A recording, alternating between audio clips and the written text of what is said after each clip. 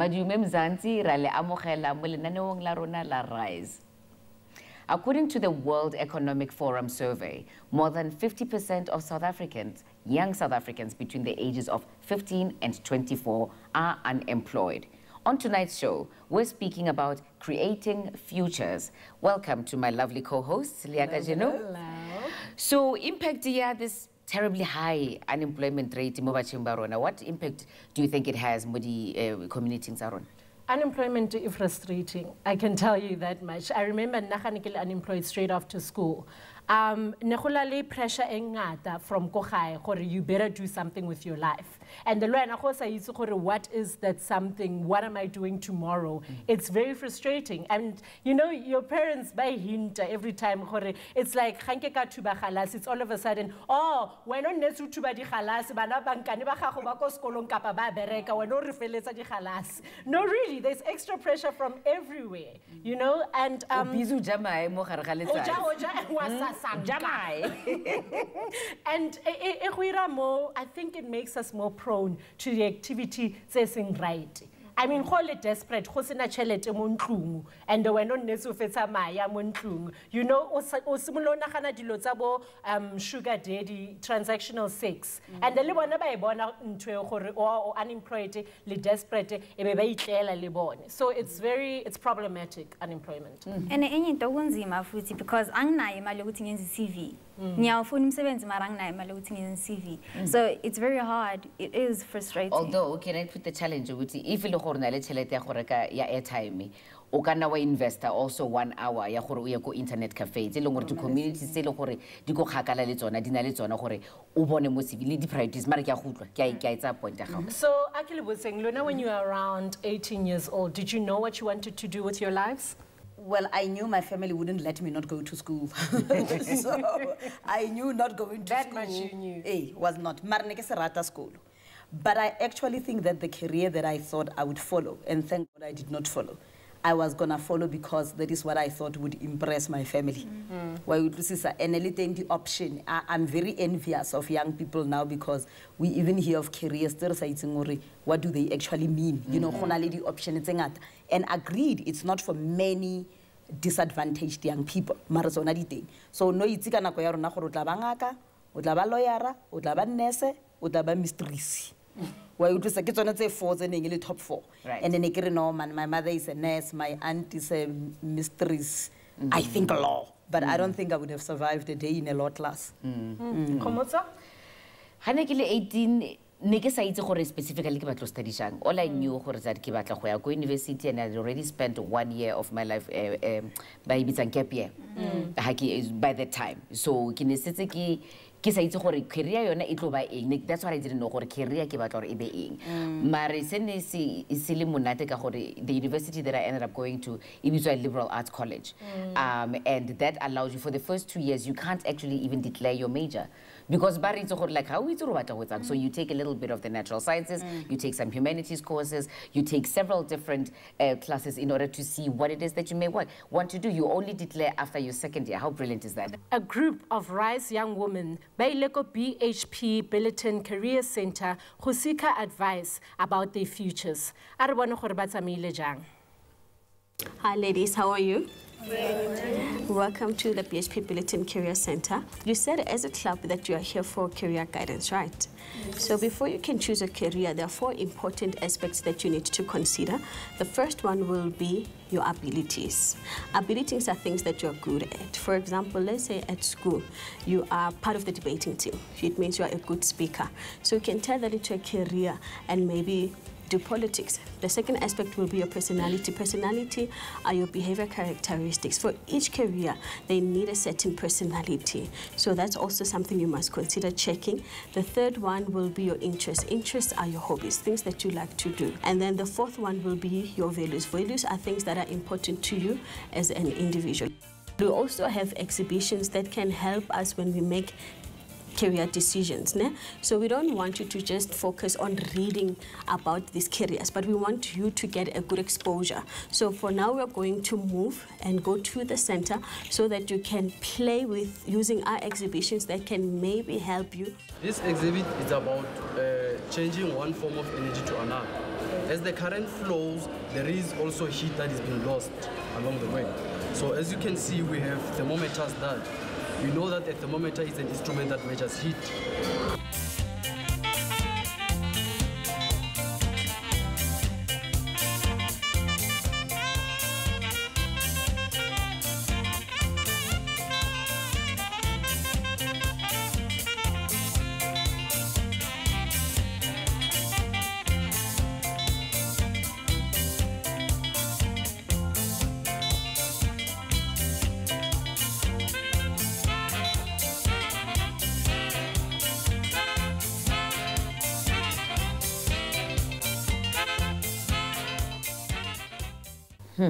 What I'm curious about, what kind of career guidance did you receive? Rona, it was mainly our LO teacher. So in the whole LO subject, assignment career. So you will look at, you will match it with your personality, we will match it with your skills, your interests. So okay, career thing esutang Okay.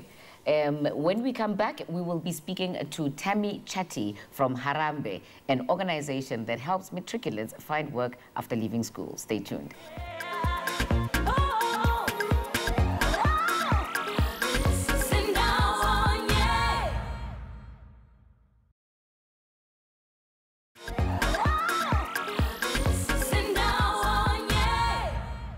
Reale amogela gape. Gompieno Khanyisile Mazibuko ba etetswe ke moeng wa rona Thami go tswa ko Harambe. Over to you guys. Lebo. Welcome, Thami. So you work for Harambe, and Harambe is an organization that helps matriculants find work. So can you just tell us a bit more about Harambe and the work that you do? Harambe is an organization that started about 4 years ago, and it was really started as a business solution to business problems. What Harambe really aims to do is connect young unemployed people with jobs in the business world at the entry level. So the criteria for Harambe are young people aged between 18 and 28 years old. They need to have completed matric, and that's simply because that's what the employers require. They must not have worked for a period of 12 months in a permanent position, and the reason that we have that criteria is because we believe that once you are employed in a permanent position, you build up a network for finding other work and finding promotions and finding opportunities. So we're wanting to really connect young people that are struggling and locked out of the formal economy with jobs that are available in the formal economy.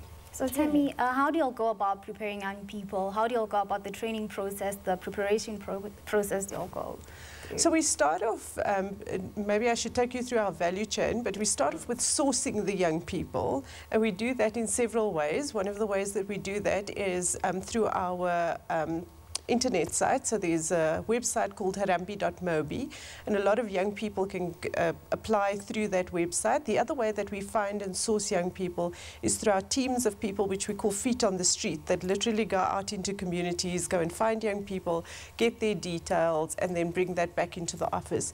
The next stage of the process is to then screen these young people to ensure that they meet our criteria. Some of the criteria I've already mentioned to you. So you spoke about sourcing young people and the website, but can I, as a young person, come to your center and just say, I want to join, and how much would it cost? Does it cost anything? It's absolutely free to the young person. That's good to know. So it doesn't cost the young people anything. It's a completely free service to them. You can come into our center, however, we prefer to work on an invitation basis.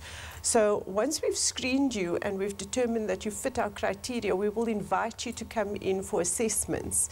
And we do several different types of assessments. So some of the assessments is based on numeracy, literacy, and learning potential. So the reason that we do learning potential is because we believe that a lot of young people don't have access to jobs, because organizations believe that numeracy is a proxy for whether you're clever or not. And we find that because of the challenges that we have with our schooling system, we feel that young people are not prepared adequately to take up jobs with a certain numeracy requirement. So what we prefer to look at is learning potential of the young people, and we find that even where literacy and numeracy scores are lower, learning potential is greater. So we try and harness more of the learning potential and place them, and one of the steps that we follow on with is matching the person to the jobs that are available. And another interesting thing I read about Harambe is that you guys actually place people with disabilities in jobs. How do you all go about that, and where do you all place them, and how long is the training process for them? Is it different? Something that we realized just recently was that there are a lot of people with disabilities who are unable to access work simply because they are disabilities, but because they have disabilities. But on the other hand, we've also realized that organizations have targets to employ people with disabilities and are struggling to find these young people. So what we've gone and done is, with our sourcing efforts, found some people with disabilities, and we've put them through our retail and hospitality training bridge, and we are linked up with some retailers who are going to be employing them within the next couple of weeks. So we're still in the pilot stages of this program, but so far it's been absolutely successful. Some of the things that we do have to do, though, with people with disabilities is we need to do audits of the sites where they're going to be working, depending on the disability, to ensure that the person will be successful in the roles that they take up. Okay, Thami, someone out there is going for an interview tomorrow. What practical interview tips would you give them? I would say to young people, in our experience, that sometimes they tell too much of their personal life in an interview as opposed to talking about what the experience is. And I think young people don't recognize the experience that they've had in working with youth groups and teams that they've played in, soccer teams, etc. So stick more to your story. So what we teach young people is tell the story, but without keeping it, without going too much into your circumstances. Rather talk about what experiences you've had, how you've experienced that. And I would give advice to young people to actually go and gain as much experience as they can while they're young. Go and volunteer at organizations. So that's one of the things I would say for an interview.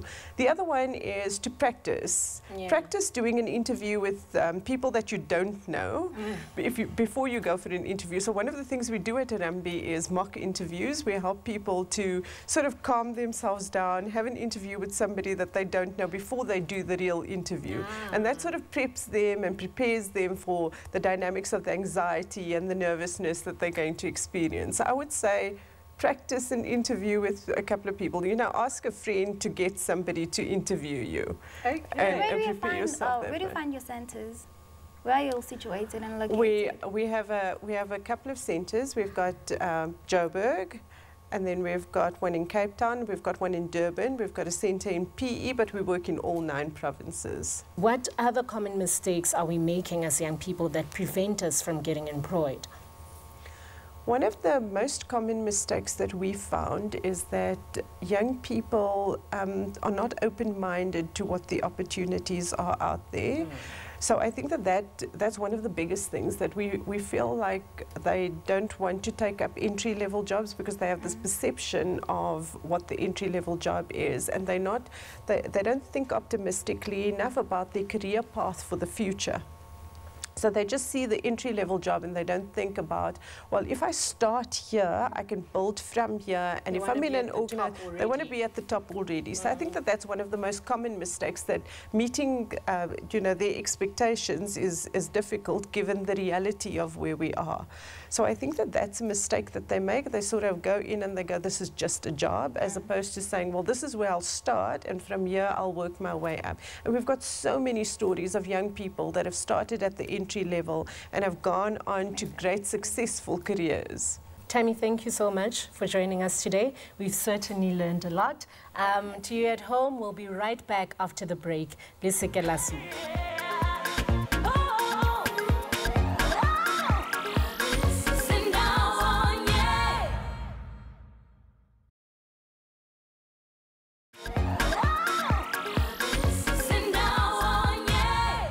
Ralo amgela gape. Lebo le Kgomotso ke batlo le botsa, actually Lebo le Kgomotso ke batlo le botsa ka gore lona le rana di company. ga le batla batho gore ba tlo le berekela le lebellang? There's a few qualities. First of all, the first presentation ya gago through me is probably through email when you send through your CV. And the worst thing is having somebody who's coming out of school give you a 5-pager, your CV. It should not be more than a page. If you're fresh in high school, there's no reason why your CV should be more than 2 pages. Even if you're from varsity, you know, I'm less interested in like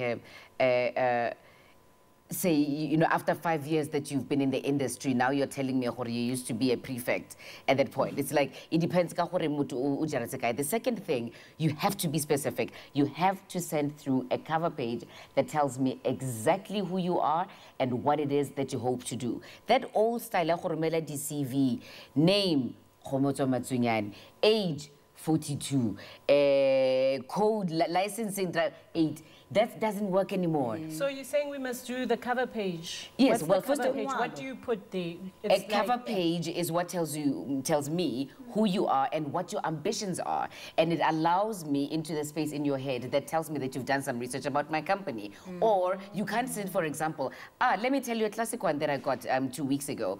They basically, it was Dear Kgomotso, John, Muruti, several companies, all in one letter. Yeah, no. No, banana. I want to feel a little bit more special than that. So your cover page tells me everything, and a lot of people like to say, I'll do anything. Desperation does not make you a good candidate for employment. It just makes you desperate. And you know, it's okay to send a CV, but also have the cover letter. That's why I say always have a cover letter that's about 3 paragraphs. This is where you come from, this is where you are at, this is your ambitions, and why my company is a good suit for you. As much as underselling yourself, a no-no. Overselling yourself, it's also a no-no. You must remember, you are not the only person who romelang CV, and we have seen it all. You know, the amount of time you spend, and they can just oversell and oversell and oversell, where it's like, it's like, What do you mean by overselling? Yeah, actually. Well, I mean, for an example, somebody did adira unali involved. I'm not saying nasi involved, but ira a specific job. Ha aromela CV ko gonna. Ha sa tlhola re ne ke ira this specific job. O se tsa ikhabisitse almost to a point of lying, you know. I was Why exaggerate? Danki. Why utlwisisa? And o lebella dijara tsa motho o lebella le nako a berekileng ke 3 months or no, this person cannot be an executive coffee maker of whatever, you know. So it's also being saying, these are my skills, this is what I know, but I spent 3 months, which is realistic and believable and true, and then this is what the skills that I bring myself to. Manje Lebo sesithi sending thathile is of an interview or call me back in is of an interview. What stands out about me or as umuntu ozoya interview yini nifunayo, what do you look for, to the way I dress, Ian's impression? It's small things and big things. Dress well. And when I say well, I'm not saying expensively, be clean, arrive on time. The most important thing, be very clear or apply to your thing, and you know the company we apply to. Ne? Kgomotso, o buile ka CV, ne? So ke batla botsa, if I'm fresh out of high school, like, do I still put in my achievements at high school? Yes. Or do I also put in other things like volunteer? Well, I will want, if you look at the high school students, they tend to play, I will obviously want the differentiator out of all of them. So of course, how little fresh out of school, that's fine. But you can't have worked 15 years in the industry, like the high school achievements. Then it's like, what have you been doing for that 15 years? So if you're fresh high school, I want to know, have you been taking a leadership role in your school at all? Have you started an organization? And leadership role doesn't necessarily be on the SRC or being a prefect. It just means, what have you led in your community? Most importantly, initiative. Rona, the other thing about work is a workplace, ne? And what I often see, and stuff, I don't know why, but the bad habits seem to basically be learned faster than the good habits. Sure. I'll give you an example. Utsana mo mmerekong, lunch is from 12 to 1. 3 months later, motho ne ngantsa ya lunching ka 12 a bua ka 1. O setsa ikretse chomi e tlang ka 1:15 ka 1:30. O setsa kreile ba le ba ba khapanang ba ya ko kai kai. And you say, how do you know, when there are rules, le ga o tsene mo company o kra batho ba di roba. Remember, you are employed on your own.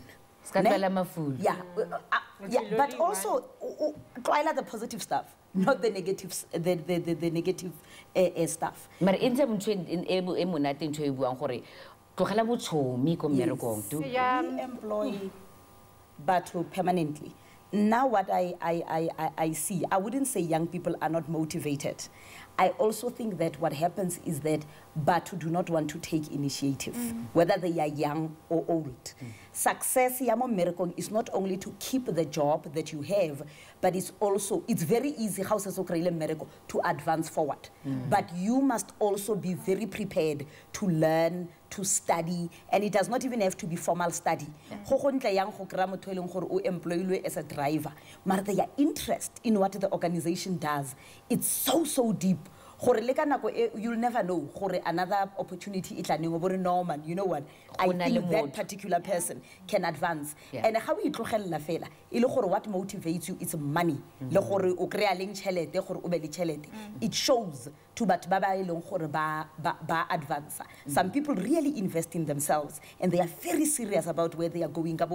So whether it's in the present company that they are in or after 2 years, give something to go elsewhere. Right. It's still a good thing. Right, it's very much still a good thing. Thank you very much. And remember, nobody owes us anything, but we owe it to ourselves to work hard and be the best that we can be. For more information on Harambe and the show, please kindly follow us on Twitter, Facebook, and Mxit Reach. Kofita kanako e latelang, lesaleng sentle.